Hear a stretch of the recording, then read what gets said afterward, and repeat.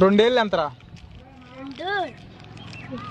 7 13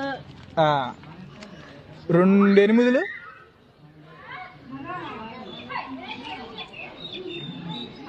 లెక్కేస్తున్నా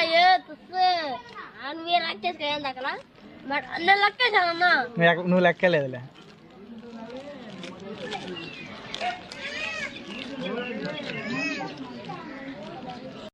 ఇరవైలోన 19 తీస్తే అంత 19 అంటే 19 అంత అంత ఇంగ్లీష్ నోట్ చెప్పకూడదా?